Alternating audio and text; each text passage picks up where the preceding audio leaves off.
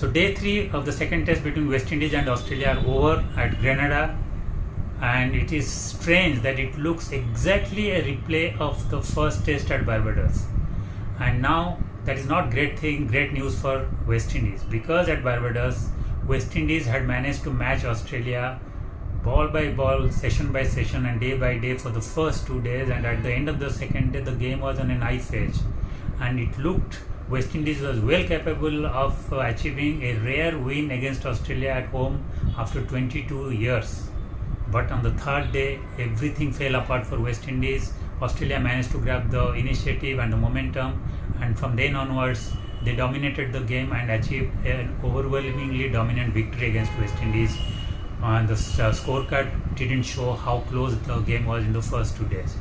The second test at Grenada has been just a replay of the same thing. In the first 2 days, West Indies managed to match Australia punch by punch, ball by ball, game by game, day by day for the first 2 days.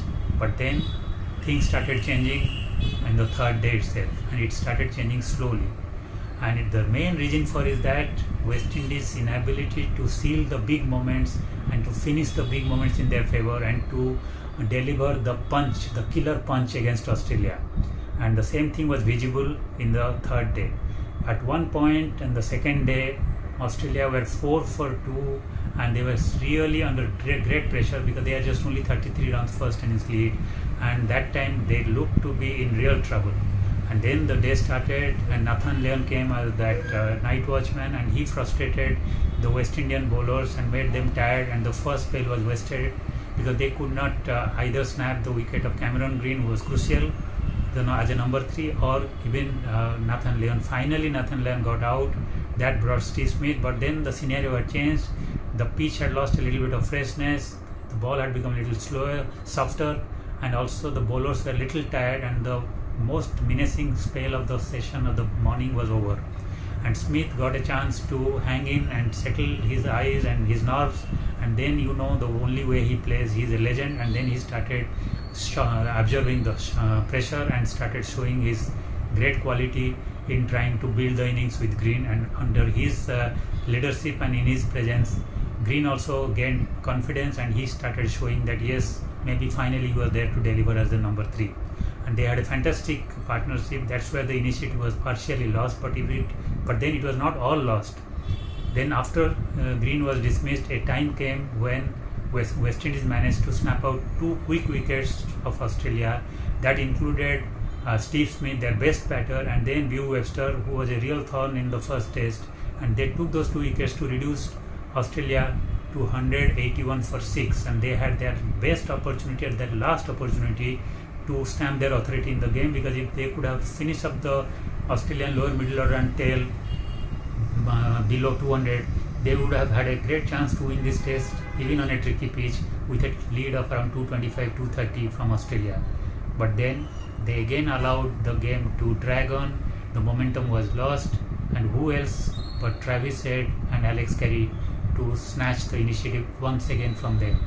Travis Head has been the best batter for Australia in the series in terms of consistency, and he has been a real thorn, and so has been Alex Carey, because he not only bats aggressively, he bats with confidence, and he deflates the confidence level and the momentum of the opponent bowlers, especially the West Indian 4-pronged seam attack. And they did the same thing yesterday.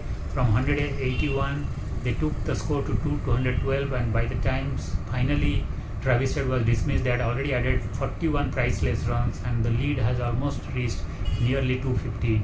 And on that pitch, where the pitch is little uneven, it's up and down, ball is moving around, ball is hitting the wrist and the fingers just like how it did to Steve Smith, it is not going to be easy to chase down 250 on a 4th innings, and especially when you have a poor batting track record like West Indies has been having in the last 5 to 10 years. So 250 already looks formidable, and remember Australia still has 3 wickets in their hand, and Carey is still there. He has already scored 26 of just 27 balls. He is playing briskly with confidence, and he knows how to step out against the West Indian pace bowlers to disturb their line and length. And if he continues and he gets away doing that, there is Cummins, who is no mug with the bat, and if they can add around 10, 15 runs, 20 runs, And then with the remaining tailenders, if one of them can add another 15-20 runs, that means if they can stretch the lead to 200 to around 300, then this game would be literally over for West Indies, because already with 254 run lead, it looks a really awful task for West Indies to chase down whatever target comes their way.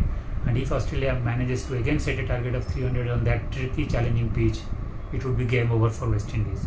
Any which way, we'll find out which way this test is going to go by the end of the first hour, maybe today evening, and we'll have to wait for it to find out whether Australia can sweep the test series 2-0 and gain all the points from the WTC side for the WTC cycle to start, or whether West Indies can create a magic and miracle of tying up the test series after a long gap. We'll find out in a few hours time. Thank you.